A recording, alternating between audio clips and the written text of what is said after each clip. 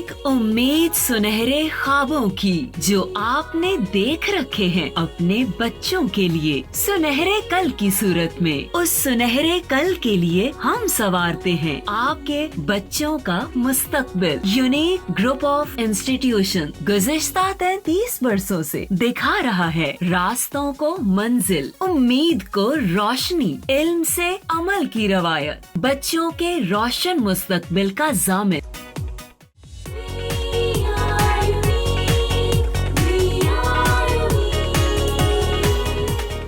अस्सलाम वालेकुम स्टूडेंट्स, आज का बच्चों लेक्चर नंबर 25 के साथ, जिसमें हम चैप्टर नंबर 11 साउंड जो पढ़ रहे हैं हम, ठीक है, उसमें हम एक टॉपिक डिस्कस करेंगे, रिफ्लेक्शन यानी एको ऑफ साउंड, यानी रिफ्लेक्शन ऑफ साउंड या एको क्या चीज़ है।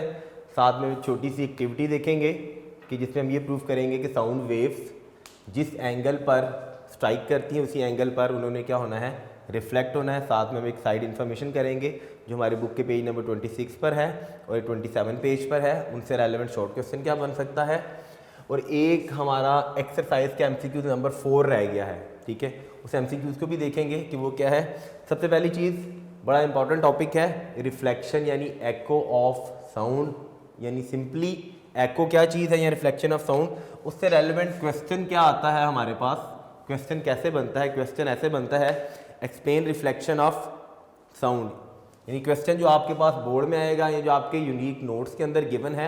आपने एक मेरी बात ज़रा देनशीन कर लेनी बेटा कि आप सब ने यूनिक नोट्स परचेज़ कर लेने हैं, क्योंकि मैंने कुछ क्वेश्चन नोट्स में से करवाने हैं, कुछ क्वेश्चन हम बुक में से करेंगे, कुछ हमारे पास जो एमसीक्यूज़ हैं, जो एडिशनल एमसीक्यूज़ हमने नोट्स में दिए गए हैं, एडिशनल आपके शॉर्ट क्वेश्चन नोट्स के अंदर दिए गए। तो आपके पास नोट्स होना बहुत ज़रूरी है। आपने हर सब्जेक्ट के नोट्स परचेज़ कर लेने, खाली फिजिक्स के नहीं, सारे सब्जेक्ट के नोट्स ले लेने हैं।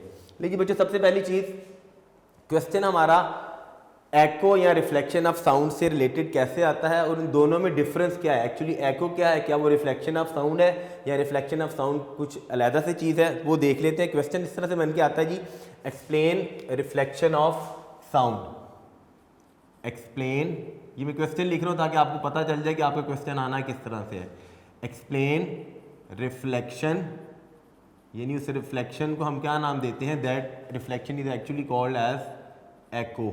इको नहीं पढ़ना इसको, ऑफ साउंड। तो इससे पहले एक छोटी सी बात बता दूं कि रिफ्लेक्शन ऑफ साउंड या एको क्या चीज़ है। मैं एक छोटी सी आपको डेली लाइफ के अंदर एग्जांपल बताता हूं, आप ऑब्जर्वेशन करके देखिएगा, आपको पता भी चलेगा कैसा होता है। बिल्कुल लीजिए, ये यहाँ पर हमारे पास ना एक बिल्डिंग है, एक टॉल बिल्डिंग है, ठीक है जी। आप इस बिल्डिंग के सामने इस जगह पर आप खड़े हैं, ठीक है जी। आप यहां पर खड़े होकर शाउट करें या आप क्लैप करें, ये हर वक्त नहीं होगा। ऐसा नहीं कि सर ने कह दिया कि जी बिल्डिंग के सामने खड़े होकर आपने शाउट किया, ये क्लैप किया, तो शाउट या क्लैप करने के बाद आप क्या करोगे, आपको क्या होगा, आप हर्ट करोगे एक सेम साउंड थोड़ी देर बाद। यानी जैसी बिल्डिंग के सामने खड़े होकर आपने शाउट किया, इस शाउटिंग का रिजल्ट क्या होगा, इस शाउटिंग के रिजल्ट से आप दोबारा से हर्ट करेंगे एक साउंड, आपको एक और आवाज़ आएगी। फ्यू मोमेंट लेटर, थोड़ी देर बाद, ये थोड़ी देर बाद आपको दोबारा से आवाज़ सुनाई देगी। उसी आवाज़ को हम क्या नाम देते हैं, that voice is actually called as, वो क्या कहलाती है, एको। वो जो किस वजह से होती है, ड्यू टू क्या हुई है, रिफ्लेक्शन ऑफ साउंड, यानी साउंड की क्या हुई है, रिफ्लेक्शन। अगर थोड़ी देर बाद आवाज़ दोबारा से सुनाई दे तो हम उसे कहेंगे वो क्या होती है, that is called as actually echo, या हुई। रीज़न उसकी क्या थी, रिफ्लेक्शन ऑफ साउंड, साउंड की रिफ्लेक्शन की। देखिए मैं बोल रहा हूँ ना, तो मेरी आवाज़ यहाँ से रिफ्लेक्ट होकर आप तक जा रही है, सीधी भी जा रही है, लेकिन this is not an echo.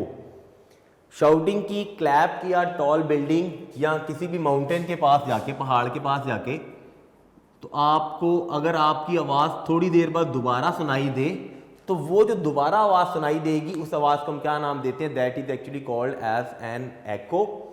Echo वजह किस चीज़ की है, रिफ्लेक्शन ऑफ साउंड, कि साउंड रिफ्लेक्ट होके वापस आया है। तो फिर एको की डेफिनेशन या रिफ्लेक्शन ऑफ साउंड की डेफिनेशन क्या है?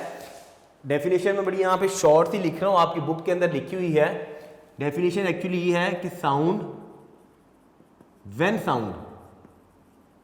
साउंड इज इंसिडेंट, देखिएगा जब साउंड, जैसे मैं बोल रहा हूं तो ये मेरा साउंड था, फॉर एग्जांपल साउंड ट्रेवल करता है इन फॉर्म ऑफ वेव, ये साउंड ऐसे इस सरफेस पर इंसिडेंट हुआ, इंसिडेंट होने के बाद वापस दोबारा से क्या उसी मीडियम में वापस आ जाए, तो हम कहते हैं that is called as actually reflection of sound, या वो क्या कहलाती है, that is called as an एको।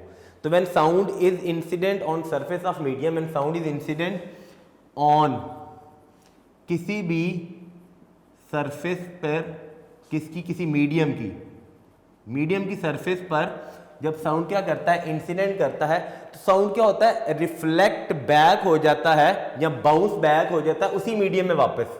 यानी इस मीडियम से ट्रेवल करके जा रहा था, ये सरफेस थी दूसरे मीडियम की, इस पर इंसिडेंट हुआ इसी मीडियम में, ये मीडियम था ना, इसी मीडियम में साउंड दोबारा से क्या हो गया, बाउंस बैक हो गया। तो हमने क्या कहा कि ये क्या हुई है, that is actually an echo when sound is incident on surface of a medium and वो क्या हो जाए बेटा दोबारा से, and bounces back in उसी मीडियम में वापस, in same medium, भाई उसी मीडियम में अगर वापस आ जाए तो हम कहेंगे दैट इज, वो क्या हुई है, दैट इज एक्चुअली echo या रिफ्लेक्शन ऑफ साउंड हुई है।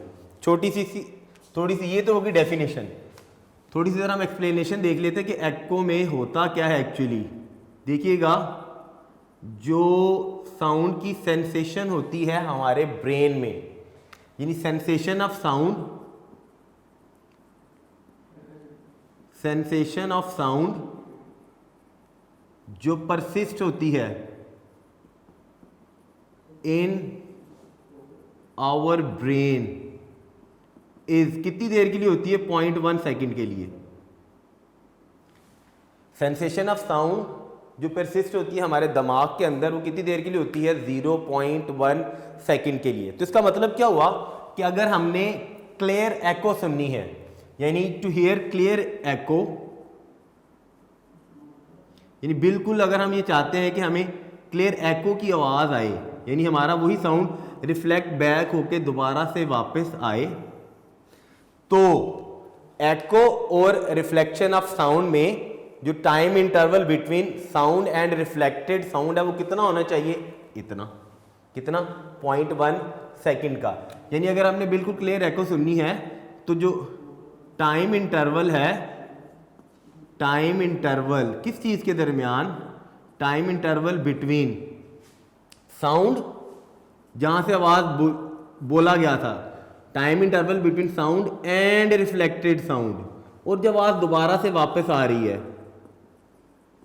एंड रिफ्लेक्टेड साउंड मस्ट भी कितना होना चाहिए, 0.1 सेकेंड का। भाई मैं बोला, बोलने के बाद मेरा साउंड किसी भी सरफेस से स्ट्राइक किया, स्ट्राइक करने के बाद दोबारा से रिफ्लेक्ट बैक होकर वापस आया, तो उन दोनों में कितना टाइम गुजरना चाहिए, 0.1 सेकेंड का गुजरना चाहिए, तो ही हमें क्या होगा, हमें क्लियरली एको सुनाई देगा। यानी बोला तो दोबारा से आवाज़ थोड़ी देर बाद दोबारा से सुनाई दे, कितनी देर बाद दोबारा सुनाई दे, 0.1 सेकेंड बाद दोबारा सुनाई दे, तो हम कहेंगे कि क्लियरली साउंड, क्लियरली क्या चीज़ प्रोड्यूस होगी, ये बेटा एको प्रोड्यूस होगी। हमें पता है कि जो स्पीड ऑफ साउंड है, ये आपकी बुक में वैल्यू गिवन है, स्पीड ऑफ साउंड कितनी होती है, 340 मीटर पर सेकेंड, किस पर, नॉर्मल प्रेशर पर, ठीक है, नॉर्मल टेम्परेचर पर, एयर में। तो अगर स्पीड ऑफ साउंड कितनी है, 340 eight normal temperature in air, ये सारी बातें बुक में लिखी हुई हैं, मैं खुद से नहीं बता रहा, बुक में लिखी हुई है कि अगर speed of sound 340 metre per second है, ठीक है, 340 मीटर पर सेकेंड है, तो एको प्रोड्यूस होने के लिए क्लियर एको कितनी देर बाद हमें सुनाई देगी, 0.1 सेकेंड बाद। फिर से क्या बताया मैंने, if speed of sound is 340 metre per second, अगर speed of sound 340 metre per second है नॉर्मल टेम्परेचर इन एयर पर, 340 मीटर पर सेकेंड किस पर, नॉर्मल टेम्परेचर, नॉर्मल टेम्परेचर किस पर, इन एयर में, तो क्या होगा, क्लियरली एको कब सुनाई देगी, कितनी देर बाद, 0.1 सेकेंड बाद।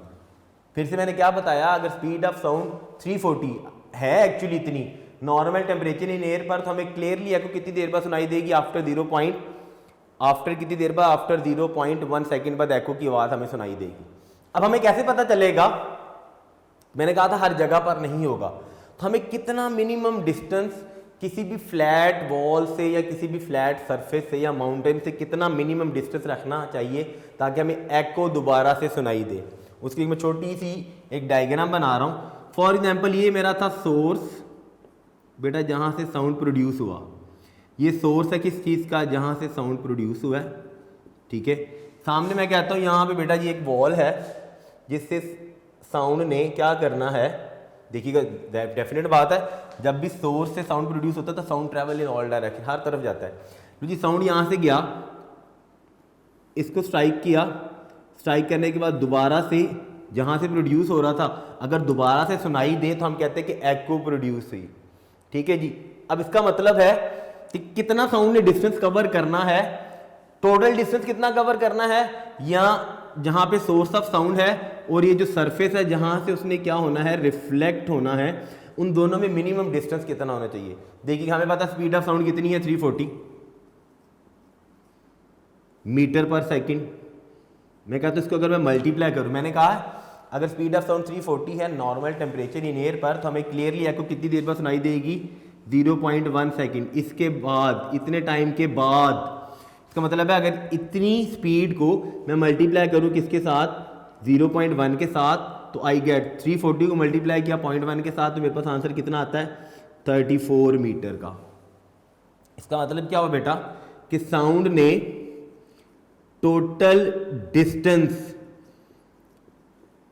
डिस्टेंस शाबाश मेरा बेटा कितना कवर किया है, 34 मीटर का। 34 मीटर का मतलब क्या हुआ कि जहां से साउंड प्रोड्यूस हुआ था, जिस जगह से साउंड प्रोड्यूस हुआ था वहां से इस तरफ गया, स्ट्राइक किया, दोबारा जब मुझे सुनाई दिया तो आई सेड के एको प्रोड्यूस हुआ। तो इसका मतलब है जाने में और आने में टोटल से डिस्टेंस कितना कवर किया, 34 मीटर का। तो इसका मतलब है फिर एक साइड का डिस्टेंस कितना होएगा, शाबाश मेरा बेटा 34 का हाफ कितना बनता है, 17 मीटर का।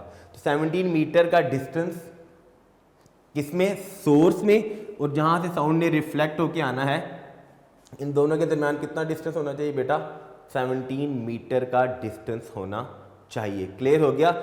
एको may be heard more than once due to किस चीज की वजह से, सक्सेसिव और मल्टीपल रिफ्लेक्शन की वजह से। अहम सारी बात याद रखनी है कि जो एको है वो हमें एक से ज्यादा दफा भी सुनाई दी जा सकती है, यानी मोर देन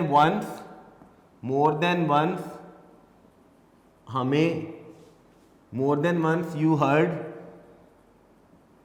एको, एक से ज्यादा दफा भी आवाज सुना, ऐसा नहीं है कि एक दफा बोला तो एक दफा आवाज है, ऐसा बार बार भी आवाज सुनाई जा सकती है। उसकी रीजन क्या है, यानी मोर देन वंस एको क्यों सुनाई देगी, किस वजह से कि बार बार क्या चीज हो रही है, सक्सेसिव या क्या हो रही है, मल्टीपल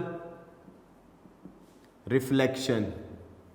किस चीज की, ऑफ साउंड की, यानी साउंड की बार बार रिफ्लेक्शन या मुसलसल रिफ्लेक्शन होने की वजह से हमें एको, रिफ्लेक्टेड साउंड एक से ज्यादा दफा भी सुनाई दिया जा सकता है। क्लियर होगा बच्चों। शॉर्ट क्वेश्चन में भी आ जाता होता है, लॉन्ग क्वेश्चन में भी आ जाता होता है, एक्सप्लेन रिफ्लेक्शन यानी एको क्या थी, या रिफ्लेक्शन ऑफ साउंड पूरा याद रखिएगा। Echo is something else, reflection of sound is something else. Reflection का मतलब है साउंड रिफ्लेक्ट होकर आप तक जा रहा है, बट दिस इज नॉट एको। फिर बता रहा हूँ कि एको इसलिए नहीं है कि मुझे यही साउंड, मेरी आवाज दोबारा से नहीं सुनाई दी, दोबारा से कितनी देर बाद सुनाई देनी चाहिए, 0.1 सेकेंड के बाद, और मिनिमम डिस्टेंस जहां से साउंड रिफ्लेक्ट होकर आ रहा है, दैट मिनिमम डिस्टेंस मस्ट भी कितना होना चाहिए, 17 मीटर का डिस्टेंस होना चाहिए। लो जी, ये हो गया बच्चों हमारा टॉपिक, कौन सा, that is actually reflection of sound या एको क्या चीज़ थी। दूसरा हम एक छोटी सी एक्टिविटी करते हैं, एक्सपेरिमेंट करते हैं, जिसमें हमने ये प्रूफ करना है कि जो साउंड वेव्स हैं वो रिफ्लेक्ट होती हैं एट सेम एंगल, यानी उनका एंगल रिफ्लेक्शन का जिस एंगल पर वो स्ट्राइक करती थी वो दोनों एंगल क्या है, सेम है। उसके लिए हम एक छोटी सी डायग्राम बनाते हैं। डायग्राम में हमने क्या करना है, डायग्राम बना के हमने हमारा जो ऑपरेटर था, हमने ऑपरेटर्स को अरेंज किस तरह से करना है और उसमें हमने क्या क्या चीज़ें देखनी है वो हम ज़रा देखते हैं अभी। जी बच्चों, उसके बाद हमने देखना है बच्चों कि हमने एक छोटी सी एक्सपेरिमेंट करना है, एक छोटी सी एक्टिविटी करनी जिसमें हमने ये प्रूफ करना है कि साउंड वेव जो है वो रिफ्लेक्ट होती हैं at same angle at which angle they strike. उसके लिए क्या है, एक छोटी सी मैंने डायग्राम ड्रॉ की है, ठीक है। इसमें मैंने जो ऑपरेटर्स यूज़ किया है उस ऑपरेटर्स के अंदर क्या है, ये एक टेबल है, ठीक है। उसकी बैकग्राउंड पे ये एक वॉल है, ये एक मैंने दरमियान में स्क्रीन प्लेस की है। मैंने 2 पाइप्स लिए हैं, आइडेंटिकल पाइप्स, एक जैसे पाइप, 2 आइडेंटिकल पाइप्स आपने लेने हैं, ठीक है। उन दोनों आइडेंटिकल पाइप्स को आपने टेबल के ऊपर अरेंज करना है एक दीवार के साथ। जैसे ये वॉल है सामने, यहाँ पे टेबल प्लेस्ड हो, ठीक है, उसके ऊपर आपने 2 आइडेंटिकल पाइप्स को अरेंज करना है। उसके बाद आपने क्या करना है, आपने एक पाइप के ओपन एंड के नियर एक क्लॉक प्लेस करनी है, ठीक है। उसके बाद जो दूसरा एंड, दूसरे वाले पाइप का जो सेकंड वाला एंड है, ये वाला एंड, ये जो ओपन एंड है, ठीक है, यहाँ पे आपने अपना ईयर प्लेस करके आपने क्या, साउंड की जो क्लॉक का जो साउंड प्रोड्यूस हो रहा है, ठीक है, उसकी आवाज़ सुननी है। आपको क्लियरली आवाज़ शायद ना सुनाई दे तो आप आपने क्या करना है, बड़ी सिंपल सी बात, ये जो पाइप्स मैंने यहाँ पे दरमियान में ये जो प्लेस किए हुए हैं आइडेंटिकल पाइप, एक जैसे पाइप थे, आपने क्या करना है, इन पाइप्स को थोड़ा सा अरेंज करना है। अरेंज इस तरह से करना है कि इस क्लॉक का आपको इस एंड से अपने ईयर के थ्रू क्लियर साउंड क्या हो, हर्ड हो, क्लियर आवाज़ आपको क्या दे, सुनाई दे, ठीक है। इनकी पोजीशंस को आपने इस तरह से अरेंज करना है। उसके बाद आपने क्या करना है, देखिए कि दरमियान में ये लाइन आपको नज़र आ रही है, ये नॉर्मल लाइन होती है, ठीक है। ये रेड वाली जो लाइन नज़र आ रही है, इधर से ये रेड लाइन, इन दोनों के साथ ये एंगल बन रहा है। ये एंगल आर मैंने बनाया, ये मैंने एंगल आई रिप्रेजेंट किया है। दिस एंगल आर, इस एंगल आर को क्या नाम देते हैं, दिस इज कॉल्ड एज, ये क्या लाता है, this is angle of, this is angle of reflection. किस चीज़ की रिफ्लेक्शन हो रही है, साउंड की। और ये जो आई है ये क्या कहलाता है, दिस इज कॉल्ड एज, ये कहलाता है बेटा, this is angle of incidence, this is called as angle of incidence. आपने क्या ऑब्जर्व करना है, देखिएगा स्टार्ट में मैंने आपको बताया था कि हमने क्या चीज़ शो करनी है, हमने ये चीज़ शो करनी है कि जो साउंड वेव्स हैं वो रिफ्लेक्ट, देखिएगा साउंड यहाँ से ट्रेवल करके जा रहा है, आपके कान जब इस ओपन एंड के पास लेके आएंगे आपको इसका साउंड सुनाई देगा। फिर साउंड यहाँ से गया, ठीक है, यहाँ से साउंड रिफ्लेक्ट होके, ये स्क्रीन थी, ठीक है, इसकी इस पोर्शन से रिफ्लेक्ट होके इस तरफ आया, रिफ्लेक्शन हुई साउंड की, किस एंगल पर, सेम एंगल पर जिस एंगल पर वो स्ट्राइक किया था, स्ट्राइक यहाँ पे कर रहा, उसी एंगल पर रिफ्लेक्ट होके इस तरफ आ गया, ठीक है। अगर सेम एंगल पर रिफ्लेक्शन हो रही है तो इसका मतलब है यहाँ से जो हम कंक्लूजन रिड्यूस करेंगे, जो रिजल्ट निकालेंगे वो कंक्लूजन क्या है, कंक्लूजन हमें ये बता रहा है, या रिजल्ट हमें ये बता रहा है कि अगर सेम एंगल पर रिफ्लेक्शन हो रही है तो ये जो एंगल ऑफ इंसिडेंस मैंने बनाया था, एंगल ऑफ इंसिडेंस, ये जो एंगल था, इतना सारा एंगल, ये देखिए जिसको मैं डार्क कर रहा हूँ, इतना एंगल, ये angle of incidence must be equal होने चाहिए किसके, एंगल ऑफ रिफ्लेक्शन के। भाई एंगल ऑफ इंसिडेंस और एंगल ऑफ रिफ्लेक्शन दोनों क्या होनी चाहिए, इक्वल होनी चाहिए। जो किस चीज़ को इंडिकेट कर रहा है, वो इंडिकेट इस चीज़ को कर रहा है कि जो साउंड वेव्स है वो रिफ्लेक्ट होती हैं सेम एंगल पर, eight which angle they strike, जिस एंगल पर वो क्या करती हैं, स्ट्राइक करती है। देखिएगा अगर आप इसी राइट वाली पाइप को थोड़ा सा ऊपर वर्टिकली ऊपर की तरफ मूव करेंगे हल्के से किसी भी एंगल पर, तो आपको ये साउंड सुनाई नहीं देगा। द रीज़न इज दैट कि जिस एंगल पर साउंड स्ट्राइक कर रहा था और जिस एंगल पर साउंड रिफ्लेक्ट हो रहा है, ठीक है, अब रिफ्लेक्ट होने के बाद जब देखिएगा ये पाइप अगर ऐसे प्लेस है, इसको मैं यहाँ से थोड़ा सा ऊपर की तरफ ऐसे वर्टिकल ऊपर की तरफ उठा लूँगा तो एंगल अब मैंने क्या कर दिया है, चेंज कर दिया। एंगल चेंज करने से क्या होगा, आपको कोई भी साउंड सुनाई नहीं देगा, you can not heard any sound, कोई भी आवाज़ आपको सुनाई नहीं देगी। क्लियर हो गया। ये छोटी सी एक्टिविटी सी पेपर में आ जाती होती है। क्वेश्चन मैंने ऊपर लिख दिया, show that sound waves reflect at same angle at which angle they strike. हमारा ऑपरेटर्स क्या था, स्क्रीन थी, टेबल था, टेबल तो डेफिनेट बात होगा, 2 आइडेंटिकल पाइप्स हैं, ठीक है, और ये क्या साथ में एक क्लॉक था जिसका साउंड हमने सुनना था। तो जी बच्चों ये वाला भी हमारा टॉपिक हो गया, ठीक है। अब हम देखते हैं कि हमारी एक्सरसाइज का हम MCQ साथ साथ कर रहे थे जो हमारे टॉपिक से रेलेवेंट चल रहे थे। अब हमारा बच्चों एक MCQ रह गया, MCQ नंबर 4। MCQ नंबर 4 में हम देख लेते हैं कि पहले बुक में MCQ नंबर 4 की क्या स्टेटमेंट दी हुई है।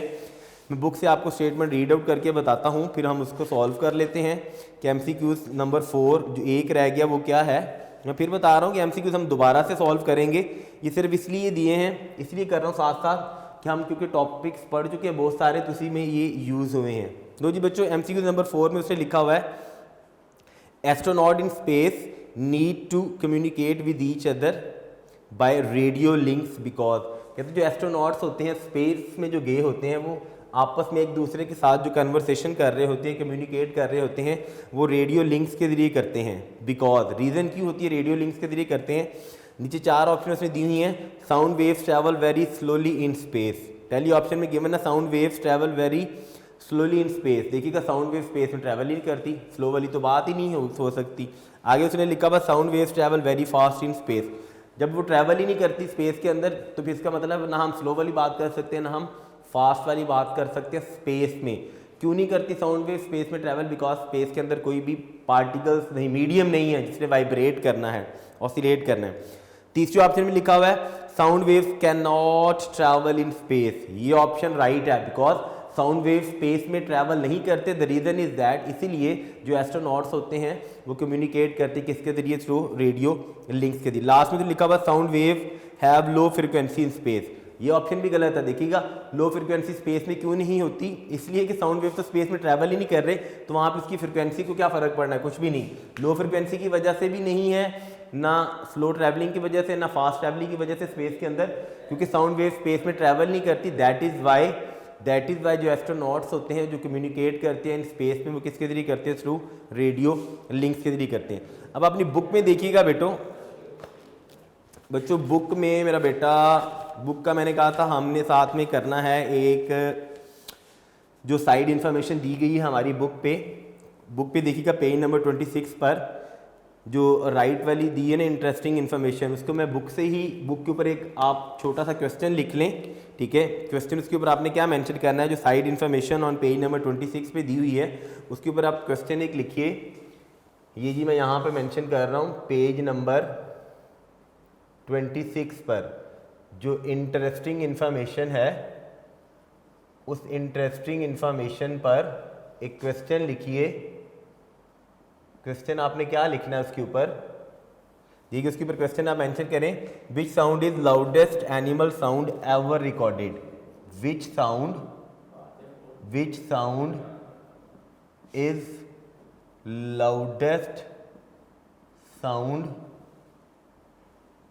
विच sound is the loudest animal sound, which sound is the loudest animal sound, which sound is loudest animal sound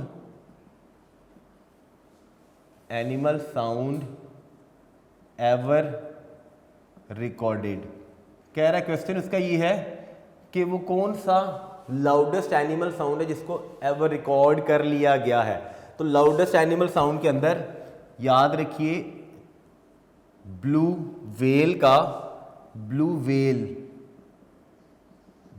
का जो loudest animal sound ever recorded किया गया है दैट इज 180 dB, 100, यानी उसकी साउंड 180 dB का मतलब क्या हुआ, intensity level, sound intensity level उसका कितना था, 180 dB का था। ये loudest animal sound ever record किया गया है, क्योंकि वेल्स जो हैं वो जो कम्युनिकेट करती हैं, कम्युनिकेशन सिस्टम उनका किसके थ्रू होता है, क्योंकि वेल्स डेफिनेट बात है, वेल है तो मछली है, वो कहाँ पर एग्जिस्ट करती, कहाँ पर रहती है, पानी के अंदर रहती है। The reason is that 180 dB का साउंड उनकी कम्युनिकेशन थ्रू वाटर, यानी लिक्विड के थ्रू उनकी कम्युनिकेशन हो रही होती है, और वो वेल्स जो होती हैं वो 100 and may be 1000 of kilometre तक क्या करती है, अपने एक दूसरे के साथ क्या कर लेती है, ईजिली कम्युनिकेट कर लेती है। अब अगर इतनी दूर तक वो कम्युनिकेट कर लेती है, इसका मतलब है कोई रीज़न तो होगी ना इनकी इतनी दूर तक कम्युनिकेट करने की। तो इनकी कम्युनिकेशन की रीज़न क्या है कि जो साउंड वेव्स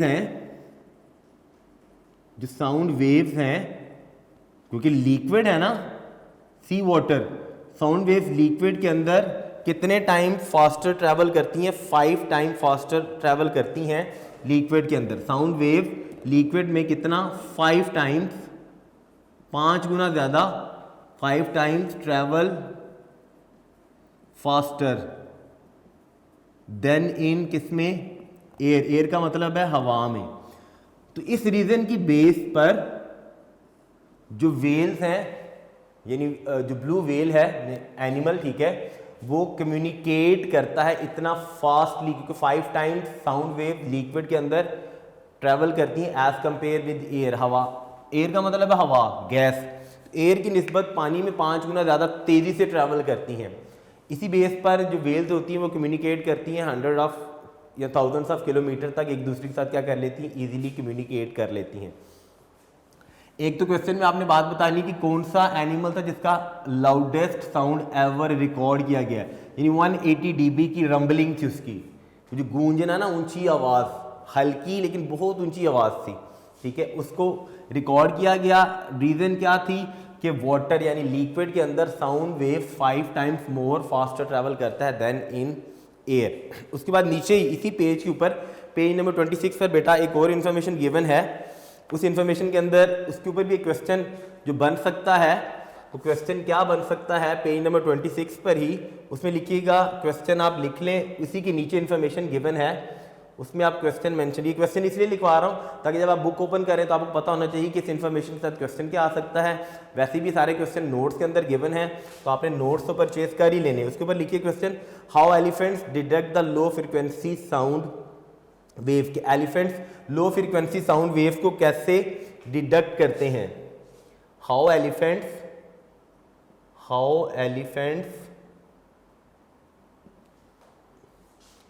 डिटेक्ट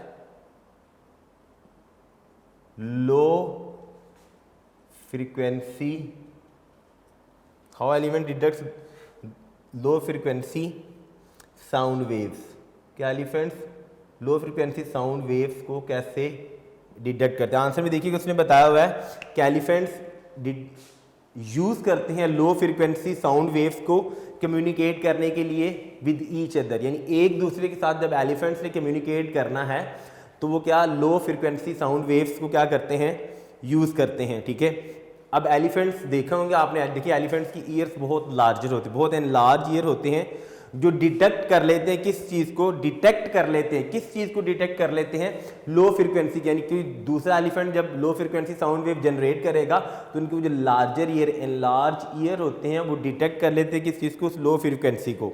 अब देखिएगा अगर फ्रीक्वेंसी लो होगी, लो फ्रीक्वेंसी होगी, याद रखिए जब भी फ्रीक्वेंसी लो होगी उसकी वेवलेंथ हमेशा लार्जर होगी।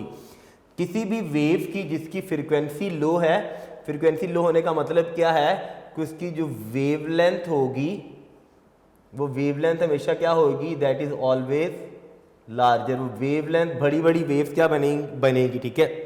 इसी बेस पर क्योंकि लार्जर वेवलेंथ है, लार्जर वेवलेंथ का मतलब है कि वेव लॉन्गर डिस्टेंस कवर करेगी। That is the reason why जो एलिफेंट्स होते हैं वो थ्रू मैनी किलोमीटर, बहुत सारे किलोमीटर तक एक दूसरे के साथ easily low frequency wave generate करके कम्युनिकेट कर लेते हैं। फिर से क्वेश्चन क्या था, how elephant detect low frequency sound waves, elephant low frequency sound waves कैसे डिटेक्ट करते हैं, क्या एलिफेंट यूज ही करते हैं क्या चीज़, लो फ्रीक्वेंसी वेव एक दूसरे के साथ कम्युनिकेट करने के लिए। उनके जो लार्जर ईयर्स होते हैं दे इजीली डिटेक्ट, वो आसानी से डिटेक्ट कर लेते क्या चीज़, लो फ्रीक्वेंसी को। जब वो लो फ्रीक्वेंसी साउंड वेव्स को इजीली डिटेक्ट कर लेते हैं तो इसी बेस पर एलिफेंट बहुत सारे किलोमीटर तक एक दूसरे के साथ इजीली कम्युनिकेट कर लेते। द रीज़न इज दैट कि अगर साउंड वेव्स की फ्रीक्वेंसी लो है तो लो फ्रीक्वेंसी होने की वजह से साउंड वेव्स जो होती हैं वो क्या करती हैं, दे ट्रैवल लॉन्गर डिस्टेंस, क्योंकि उनकी वेवलेंथ क्या होती है, लॉन्गर वेवलेंथ होती है। ये फ्रीक्वेंसी लो, वेवलेंथ हमेशा क्या होगी, लार्जर या लॉन्ग वेवलेंथ होगी। इसी बेस पर एलिफेंट एक दूसरे के साथ क्या कर लेते हैं, इजीली कम्युनिकेट कर सकते हैं। ये थी बेटा साइड इन्फॉर्मेशन। पेज नंबर 26 पर दो इन्फॉर्मेशन थी, एक हमने इन्फॉर्मेशन सॉल्व की है इंटरेस्टिंग इन्फॉर्मेशन, और एक नीचे क्वेश्चन लिखा हुआ था डू यू नो, उसके ऊपर इन्फॉर्मेशन लिखी हुई थी। ऐसे ही बच्चों पेज नंबर 27 पर भी एक इन्फॉर्मेशन गिवन है। उस इन्फॉर्मेशन के अंदर जहाँ पर लिखा हो ना फॉर योर इन्फॉर्मेशन, आपको एक डायग्राम बनी हुई नजर आ रही है, by using an oscilloscope you can see sound waves. तो क्वेश्चन कैसे आता है इसके साथ, क्वेश्चन ऐसे आता है, can we see sound waves on screen, कि साउंड जैसे मैं ये बोल रहा हूँ ना, तो मेरी ये साउंड वेव्स जो जनरेट हो रही है, क्या हम इन साउंड वेव्स को कहाँ पर किसी भी स्क्रीन पर देख सकते हैं? तो हाँ बिल्कुल, ये जी पेज नंबर 27 पर एक इंफॉर्मेशन दी हुई है। इंफॉर्मेशन में आपने याद रखना है कि एक डिवाइस होती है ऑसिलोस्कोप। इस डिवाइस को यूज कर ऑसिलोस्कोप डिवाइस को यूज कर हम जो साउंड वेव्स हैं, मैं जो बोल रहा हूँ, जो साउंड वेव्स होती हैं, इन साउंड वेव्स को हम किसी भी इस ऑसिलोस्कोप की कहाँ पर स्क्रीन पर इजीली क्या कर सकते हैं? व्यू कर सकते हैं। व्यू का मतलब है देख सकते हैं। तो क्वेश्चन कैसे आता है? Can we see sound waves on screen? क्या हम देख सकते हैं? और हाउ का मतलब होता है कैसे। Can we see sound waves on screen? How? जी आपने आंसर देना yes, we can see sound waves on screen by using a device that is called as an oscilloscope. हम एक ऑसिलोस्कोप डिवाइस होती है जिसको यूज करके वी कैन इजीली क्या चीज़, हम साउंड वेव्स को क्या कर सकते हैं? देख सकते हैं। क्लियर होगी बच्चों? यहाँ तक बात आपको बिल्कुल क्लियर हो चुकी है, ठीक है। अपना अपनी बुक पे बच्चा पेज नंबर में हम लास्ट टाइम हमने एक टॉपिक पढ़ा था, उसके साथ मैंने आपको बताया था कि टेबल 11.1 बड़ा इंपॉर्टेंट टेबल है, जिसमें हमने जिस टॉपिक के अंदर बेटा अगर आपको याद हो, जो हमने पढ़ा था साउंड इंटेंसिटी लेवल, मैंने कहा था वहाँ पर टेबल पर कुछ वैल्यूज़ गिवन हैं जो कि बहुत ही इंपॉर्टेंट है, वो आपने याद करने में। फिर से दोबारा से बता रहा हूँ, पेज नंबर 25 पर टेबल 11.1 में different sources of sound given है, उन सोर्सेज ऑफ साउंड की इंटेंसिटी गिवन है और उनका इंटेंसिटी लेवल गिवन है, यानी आई की वैल्यू गिवन है और एल माइनस एल नॉट की वैल्यू गिवन है। बहुत सारे इंपॉर्टेंट वो साउंड्स गिवन है, ठीक है। आपने क्या करना है? उन साउंड्स को याद कर लेना है, लर्न कर लेना है। तो जी बच्चों, यहाँ तक हमारा आज का टॉपिक कंप्लीट हुआ, जिसमें हमने सबसे पहले एको किया कि एको क्या थी, यानी रिफ्लेक्शन ऑफ साउंड क्या थी। फिर हमने एक छोटी सी एक्टिविटी परफॉर्म की, एक्सपेरिमेंट परफॉर्म किया, जिसमें हमने ये देखा, एक्सपेरिमेंट परफॉर्म करने से पर्पज़ ये है कि मैंने डायग्राम बना के आपको बताया, एक्चुअली ये तो हमने परफॉर्म नहीं किया, जिसमें हमने ये देखा था कि साउंड वेव जिस एंगल पर स्ट्राइक करती हैं, उसी एंगल पर वो क्या होती हैं? रिफ्लेक्ट होती हैं, सेम एंगल पर, यानी एंगल ऑफ इंसिडेंस आई और एंगल ऑफ रिफ्लेक्शन आर दोनों सेम हैं, ठीक है जी। फिर हमने 2 अदद वो की हैं साइड इन्फॉर्मेशन की है, बल्कि 3 अदर साइड इन्फॉर्मेशन की हैं। 1 इज़ ऑन पेज नंबर 26 पर थी, एक पेज नंबर 27 पर थी, और एक बहुत ही इंपॉर्टेंट MCQ नंबर 4 हमने सॉल्व किया है। यहाँ पे बच्चों हमारा आज का टॉपिक ख़त्म होता है। टॉपिक के अख्ताम पर फिर एक छोटी सी बात, बार बार मैं वही बातें रिवाइज, यानी कि बार बार वही बातें आपसे करता जा रहा हूँ। मैं बार बार करने का मकसद सिर्फ ये है कि आपकी, जिसे कहते हैं ना आसान से लफ्ज़ों के अंदर, कि इस्लाह हो जाए। तो इस्लाह के लिए फिर एक छोटी सी बात कि झूठ बोलना बहुत बुरी आदत है, ठीक है। कोशिश कीजिएगा, हमारे माशरे में जितना भी बिगाड़ है वो किस वजह से है? 2 बातों की वजह से, 2 चीज़ों की वजह से देखें माशरे में बिगाड़ पैदा होता है। एक झूठ बोलने की वजह से, और दूसरा किस वजह से? बददयानती करने की वजह से, ठीक है। तो हमेशा सच बोलें, जितनी भी आपको मुश्किल परेशानी आई है उसमें हमेशा सच बोलें।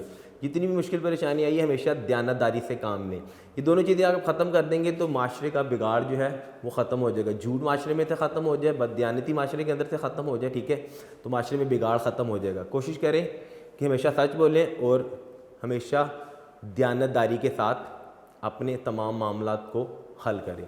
इंशाल्लाह नए लेक्चर के साथ एक दफ़ा फिर से हाज़िर होंगे। तब तक के लिए बेटा अल्लाह हाफ़िज़।